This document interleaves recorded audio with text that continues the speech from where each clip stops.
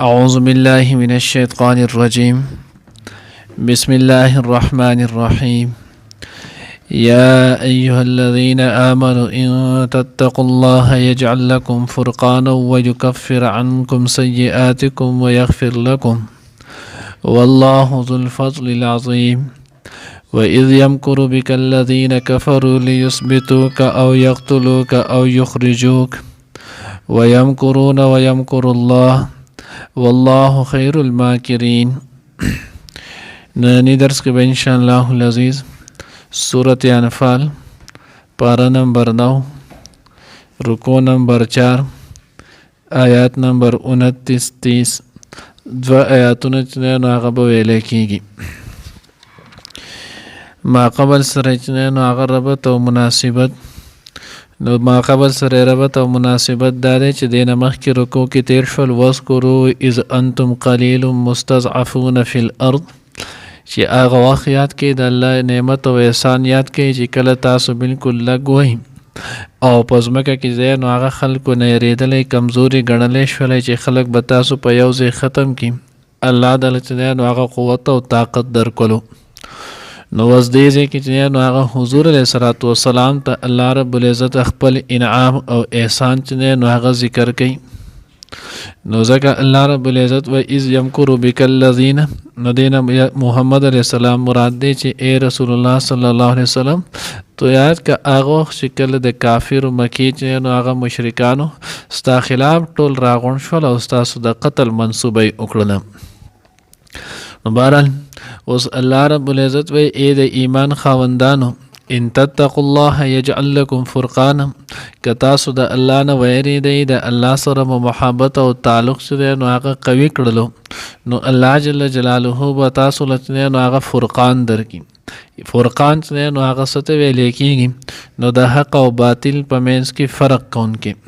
اوس هر هغه شی چې د حق او باطل په منځ کې فرق درکړي صلاحیت به درکړي امتیازی شان بدل درکی دغه شانتی قوت او طاقت بدل درکی. یی چې څنګه جنگ بدر کې ځای نو هغه د حق او د باطل په منځ کې فیصله وکړه او د حق او باطل په منځ کې فرق وکړو داسې بچی نو هغه نور هم الله وکړي. خو شرط ولسته دی چې کله تاسو کامل تقوا اختیار کوئ متقیان چې دی نو هغه جوړ شي نو یو بدل الله رب العزت چې نو هغه د قدر کې فرقان بدل درکړي حق او باطل په منځ کې فرق کوونکی داسې عقل سلیم بدل الله پاک درکړي. او دویم بچنه نو هغه د تقوا په برکت سره دویم کار بسوشي ويكفر عنكم سيئاتكم الله وی د دغه په وجه به الله رب العزت ستاسو ګناهونه چې نو هغه ستاسو نه ورېږي. تقوا سره ژوند تیرول دا خود به خود چې نو هغه د ګناهونو چې نو هغه صفایه کوي. کله چې انسان د تقوا سره ژوند تیروي نو د ګناهونه به خود چې نو هغه ختمولی کېږي. او دریم ويغفر لكم الله وی زو بچی نو ستاسو بخنه هم وکړم. نو دا خو د انسان چې نو هغه دنیا کې هم ګوري چې د څه عمل وغیره کې د هغې د ته نو څه جزا او بدل میلایږي نو الله رب العزت خو د هغې نه ډېر چې نو هغه جزا او بدل ورکوونکی دی. والله ذو الفضل العظیم د الله رب العزت چې نو هغه فضل دا د ډېر نه زیات چې نو هغه سیوا دی د الله رب العزت فضل چې نو هغه ډېر زیات دی. نو تاسو د الله رب العزت چې نو هغه فضل کریم دا ډیر زیات دی د دې نه علاوه به د باندې الله رب العزت خپل ډیر شي چې نو هغه احسانات او فضل وکي خو شرط سره تاسو تقوا اختیار کړئ. الله دې موږ ته کامله تقوا چې نو نصیب کړي. نو چې تقوا نصیب شوله نو د الله فضل به ته متوجه شي ګناهونه به دې نو هغه به دې وبخلی شي پرده چې نو هغه به د باندې واچولی شي عقل سلیم به د الله پاک درکړي چې د حق او د باطل په منځ کې فرق چې نو هغه به کولی شي. و اذ یمکرو نو ما تاسو ته څنګه چې ربط سره وویل نو دا دقې شان دی واذکر یا محمد اذ یمکر بک الذین کفروا دې کې اوس هغې معروف او مشهور قصې ته اشاره ده. دا واقع چې نو هغه مکه مکرمه کې راغلی وه خو بیا حضور علیه الصلاۃ والسلام ته په طور د احسان الله جل جلاله مدینه منوره کې چې نو د هغې تذکره وکړله. الله وایي هغه وخت یاد که چې کله چې نو هغه تدبیر کولو ستا خلاف هغې کسان چې د هغوی کافران دي دا چې نو واقع سوه نو تقریبا تمام تفاسیرو چې نو هغه دغه ځای کې واقع چې نو هغې ذکر کړې ده. واقع دا وه چې کله حضور علیه الصلاۃ والسلام چې نو الله پاک مبعوث کو بیا ورو چې نو هغه خلکو ایمان راوړلو، بیا انصار صحابه مدینه منورې نه رالل، د هغوی اسلام راوړلو. نو د 14 کاله زمانه کې د حضور علیه الصلاۃ والسلام د دین چې نو هغه په عربو کې آس پاس د هغې چرچه چې نو هغه شروع شوله.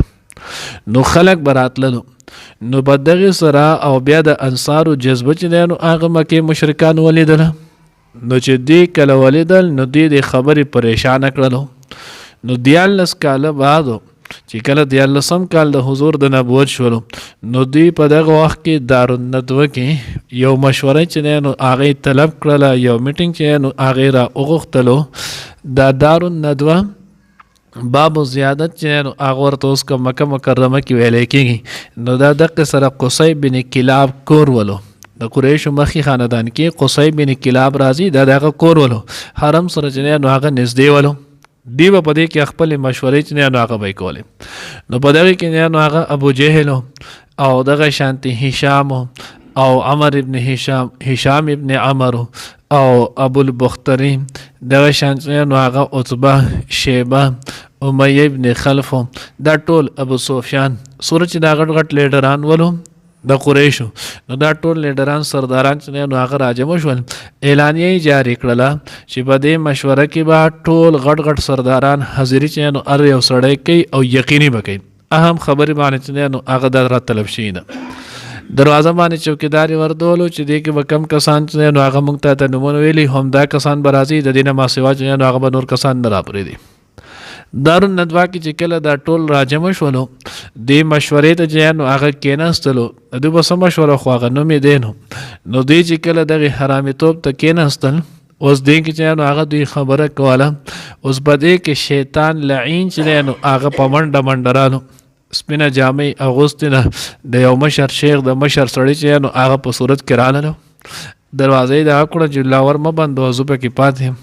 هغه ورته ته دلته چې نو هغه څه ګورې، په ما سره چې کم چې نو هغه فرست دی، په دې کې خو ستا نوم نشته. نو یې ته څه وکړې، مخکې خپل تعارف وکړه چې زه درنه بیا ابو جهل د هغوی نه سرداران نه تپوس وکړم. یو ده ورته ویې زه چې نو هغه د نجد چې نو هغه مشر یم، نجد علاقې د هغې زه مشر یم، د هغې نه راغلی یم. ما داسې واورېدل مکې ته راغلی وم چې تاسو په یو اهم خبره باندې چې نو مشوره طلب کړي. خیر زه به کښېنم، څه به پکې ویم نه، خو ستاسو مشورې ته به غوږ کېږدم چې تاسو وایئ، ځکه زما پکې بیا تاسو ومنله چې ډېره ښه. هغه ورته صحیح ده، زه راځه درنه ابو جهل دل د هغو نه یې تپوس وکړو. هغه ورته را دي چې اوس مشر سړی دی، دور راغلی هوښیار به هم وي. دی چې نو هغه دننه کېناستو، خبر چې نو هغه دا شروع شوه. ابو جهل چې نو هغه ورته د خطاب یې وکړلو، پای کې دا وی چې ګوره د حضور علیه الصلاۃ والسلام د متابعین صحابه کرام رضوان الله تعالی اجمعین دي له موږ ډېر تکلیف ورکړو، دوی په هغې واپس نه شول. بیا موږ د دوی نه چې نو هغه بایکاټ وکړلو، دوی په هغې باندې هم واپس نه شول. اوس د اطرافو نه خلک راځي ایمان راوړي، نو د چې دا کم دین راوړی نو په هغې باندې خو د زمونږ الیاذ بالله زړه چې دی نو هغه وسېزلو. اوس څه داسې طریقې کار اختیار کو چې په هغې سره دا پیغمبر او د ده سره چې متبعین کم دي چې د دوی نه زمونږ دی نو هغه خلاصې وشي. ابو البختري چې دی نو هغه پکې راپاڅېدو، یو مکې مشرکانو کې یو سردار، نو د وی زما رای دا ده چې دی دې وتړلی شي، بیا دې په یو بنده کمره کې حضور علیه الصلاۃ والسلام بند کړی شي، په هغې کمره کې دی نو تړلی دې کېښودلی شي، او د خوراک سکاک د پاره چې دته کومه کړکۍ کولاوي هغه کړکۍ دې پسې هم بند کړی شي، چې خوراک سکاک چې دی نو هغه دې ولا هم نه ورکولی کېږي، او په داسې حالت کې چې نو هغه دې وفات شي الیاذ بالله. چې په هغې باندې کسان ورسره نور چې دی نو هغه هم شامل شولو، د هغوی ورته هم چې دی نو هغه ووی صحیح ده. په دې کې نو هغه شیطان راپاڅوي دی، نه وی دا رایې چې دی نو هغه زما نه ده خوښه، دا چې نو هغه کومه داسې غټه رایې ده چې تاسو په دې باندې د تایید کوئ.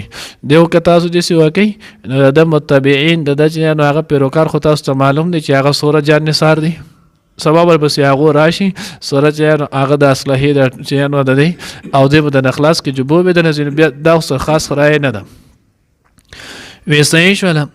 بل کسو نو هشام ابن عمر چې نو هغه پاسېدو، دا ورته زما رای چې نو هغه دا ده چې د حضور علیه الصلاۃ والسلام دی چې نو هغه د دې کلي نه وباسلی شي، سورلی باندې کېنولی شي، د دا او د ده متبعین د دې ځای نه جلا وطن کړی شي، چې نه زمونږ په دې نظر لګي او نه د دوی په مونږ باندې چې نو هغه نظر لګي ځان نه دی یو ځای ته لاړ شي نو دې لاین ورته اوس دې ته وګورئ دا هم د کېدو خبره ده وي دا چې نو هغه سره رایې ده وي دا سره کېدو خبره ده د خدای بنده سمه رایې به دې ورکړې وي دا څه کمه غټه خبره دی اوس دې ځای نه ووتلو نو تاسو ته د شیرین کلام نه معلوم چې لسانه احلى من الاصل چې د جبه خو چې نو هغه د ګبین نه زیاته خوږه ده اخلاق چې نو هغه کریمانه اخلاق دي د چې نو هغه دومره اعلی مقدار باندې اعلی معیار الله پیدا کړي خو یې څومره اعلی خو دی نو چې بل زی تلاړو خلک چې نو وس ناراضي چې نو هغه په قربانیان ورکړي نو چې به د هغه سره شي چې بل ورځ براغله حمله به باندې کړي چې ټیسټ پاس به وکي ادا سره نه ده جو ابو جهل لا پاسې دته په هغه وخت کې ابو الحکم د دین اسلام نو وروسته بیا د ابو جهل شو د جنو هغه ډیر ذهین هم او ډیر زړور سړی هم ورو نو دا ورته زما په ذهن کې جنو هغه یو راي ده وی سره د تو نو وی زما راي چې نو هغه ده چې د هر قبیلې نه د یو جنگجو ځوان جان سړی چې نو هغه راولشتي چې هغه ینګ الکوي جنگ مهارت جو ته هم حاصلي او تیز تور چې نو هغه له دی ورکړې شي نو دې سه به موږ د هر قبیلې نه دا کسان براشو نو چې کله موږ د هر قبیلې نه دا آسان راشي او دی به په حضور صلی الله علیه وسلم باندې العیاذ بالله په یو ځای وار وکي نو چې کله په یو ځای وار وکي الله پیغمبر ته نو هغه به شهید شي موږ به د اخلاص شو نو د بنو هاشم د دغه ټولو خلکو سره د جنگ طاقت چې نو هغه نشته نو دې ټولو سره خو به جنگ کولای نشي چې بدل واخلي خو اخرنۍ خبره خون به سل او خان بغواړي نو موږ دومره قبیلې یو په دوره قبیلو باندې سل او خان چې نو هغه ورکول د څه غټه خبر ده نو دته وکتل چې د نجد دا شیخ بسوي نو دې لعن وی هاذا الفتى اجودكم رايا تاسو کې دا یو ځوان چې نو هغه ډیر پر رائے کې تکړه سړی دی د دې چې نو هغه بهترین خبره چې نو هغه دا وکړه زما هم رائے چې نو هغه دار چې د قشان چلو شي خو یو خبره به کې زمانه واره ګوره پدې کې تاخير ونه کې چې دا هم ننش پدا کار وشي ځکه نو که پتا سو پدې کې تاخير وکړو نو کې دې چې نو هغه سبله مسله به کې جوړ شي دی چې څنګه دا خبر وکړه الزکه الله رب العزت وایي چې نو ويمکرون ويمکر الله والله خير الماکرین الله بهترین تدبیر کون کړي دی چې نو هغه ځان زارش نکول الله رب العزت جبرئیل امین ته لاړ شه زما حبیب چې نو هغه خبر کا بس د استاد هجرت وخت چې نو هغه راغلی دی اوس د دې ځای چې نو هغه به تو هجرت کوي د هجرت طریقې کار دا ټول خبر چې نو هغه ورته وکړه الله تعالی اجازه درکو بس ته اوس د دې خلکو نه هجرت وکړه جبرئیل امین چې نو هغه رالو حضور علیه الصلوۃ والسلام ته د دوی دا ټوله مشوره چې نو هغه ورته بیان کړله او بیا ورته چې تاسو علی رضی الله تعالی عنہ داغه بس راشي نبی رسول الله والسلام علی رضی الله تعالی عنہ ته بنن په خپل زبانه نه سمري نو حضور علیه الصلوۃ والسلام علی رضی الله تعالی عنہ ته وی ته بنن زما پکړ کې جانو هغه تو د کېږي خو دا مطمئن اوسېګا دا بیا د الله د پیغمبر معجزه چې ګور دی بتا ته ذره برابر نقصان نشي در رسوله پدې به تو خپل بالکل مطمئن او ته به جانو اشپو کې زما چې تاسو سره کم د خلکو زما سره امانتونه پراته دا به خلکو تورسي بیا به داغه نور سبا ما به هجرت کې اوس د الله پاک د هجرت حکم کړي ابو بکر صدیق رضی الله تعالی عنہ داغه نه مخ کې جانو هغه تیارې کړو هغه لاړلو او چې نو هغه راو باسني او زیبا بار څنګه غیر چا پیر چې نو هغه د دوره کسانو محاصره ده الله پیغمبر راوتلو یو موټی خاور چې نو هغه راواغستلې و مار امایت ازرمیت ولکن الله رما هغه علمستلې د ټولو سلکو جن په سرونو کې ولګي دی باندې الله پاک خو تاریخ ولو دی په زبانه کې ناستلو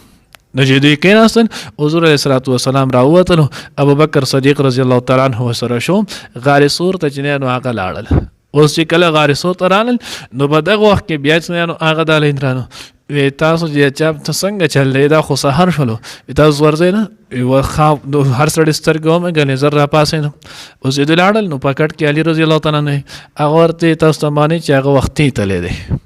څنګه نو وی ګوره تاسو هر سړی په خپل سر کې لاس وای که تاسو په سر کې خاوري پرتی یو هغه بتلې چې وای کتل نو آلته خدای الله پیغمبر دغه کړو هغه وس دی پمنډ یو خوابل خو آلتی یو سړی چې نو هغه په پاتې کېدل نو هغه راغوخت وی راشه داغه به د خپل اثر نقش قدم چې نو هغه به دا به معلومول هغه ځان سره کو پیسې ول ورکوي د غار حرا پور غار سوره پور چې نو هغه دی لاړل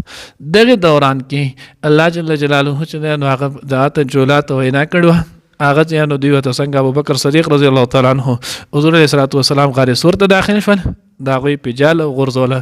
بعض تفاسیر چې هغه لیکلي کوتر را د هغه په کې یو اگې هم واجوله او دغه چې هغه شو د چې هغه تلاړ وې دی غار پورې قدمونه راغلي جو دی چې په غار ته وکتل نو په هغه باندې د جولا جاله ای زمړه تا ته ګور او کار ته دی وی وس چې دن د دومره راغله لوی بنی ادم نو دا به د جولا جاله بچنه هغه څنګه پاتې کېدله اسړیا مونږه ټول ټیم چې نو هغه دراله خراب کو چې په هغه ځکه داغه ته ردی بدی وی دا زین را پښون آلته حضور علیه الصلوۃ والسلام درې ورځې ایثار شو د حضرت ابوبکر صدیق رضی الله تعالی عنہ چې نو هغه غلام ابن فهره هغه بوله چې نو هغه ډوډۍ وړله بیا به چې نو هغه د قشان د حضور علیه الصلوۃ والسلام نو د ابوبکر صدیق رضی الله تعالی عنہ زوی حضرت عبد الله رضی الله تعالی عنہ عبد الله ابن ابوبکر هغه بوله د خلکو حالات چې نو هغه وړل درې ورځې حضور علیه الصلوۃ والسلام د غار کې چې نو هغه روپوش بیا د قزنه ورسته هجرت وکړو نو د آیت کې الله جل جلاله د ذکر کوي و اذ یمکر بک الذین کفروا او یاد کا هغه کله چې تدبیر کولو د استا خلاف ای کسان چې کافران دي لیثبتوک او یقتلوا چې دوی قید کیته او یا چې نو هغه قتل کیته او یخرجو کیا ته چې نو هغه جلا وطن کې دې زینه دی او باسی خپل وطن ويمکرون ويمکر الله تفسیر معرف القرآن کې دلته یو بهترینه جمله لیکلې نقطه هغه چې ګوره د کافرو سازش دا به تر قیامت پورې ذکر دلته الله پاک چې نو هغه یمکرون د فعل مضارع څخه چې نو هغه ذکر کړل او فعل مضارع حال او استقبال دوه د پر راځي نو یمکرون دی به همیشه چې نو هغه د مسلمانانو خلاف چې نو هغه تدبیر کوي و یمکر الله خو الله پاک به همیشه د دې تدبیر چې نو هغه ناکام کوي والله خیر الماکرین الله بهترین چې نو هغه تدبیر کوي مکر دا په عربی لغت کې ویل کېږي د خپل دشمن مقابله کول په خفیه طریقې سره د دې ویل کېږي عربی کې مکر د خپل دشمن مقابله کول په خفیه طریقې سره خو چې په غلطه چې بیا غلط نه او چې په خطر طریقې سره چې بیا خطر طریقه ده ځکه دا د دوړ د الله د پاره استعمالېږي او مخلوق د پاره هم الله دې موږ ته صحیح په نصیب کړي یا ایها الذین آمنوا اے د ایمان خاوندانو ان تتقوا الله کچری تاسو یې د الله نه یجل لكم هغه جوړ کې تاسو د پاره فرقانا امتیاز پر کون کې ويكفر عنكم او لری بکی تاسو نه سیئاتکم گناهونه تاسو ويغفر لكم او ببخي تاسو ته والله الله پاک ذو الفضل العظیم د لوی فضل خاوند دی و اذ یمکر او یاد کاغه کله چې دوی نو تدبیر کولو بکستا خلاف الذين کسانو کفروا چې کافران دي لیثبتوک چې دوی قید کی تعالی او یقتلوک او یا قتل کی تعالی او یخرجوک او یا تا د خپل کلی نه او باسی جلا وطن کی ويمکرون او دوی به تدبیرونه بد تدبیرونه کول ويمکر الله او الله هم تدبیر کول د دوی د ناکامۍ والله الله تعالی خیر الماکرین د ټولو نه تدبیر کوونکی دی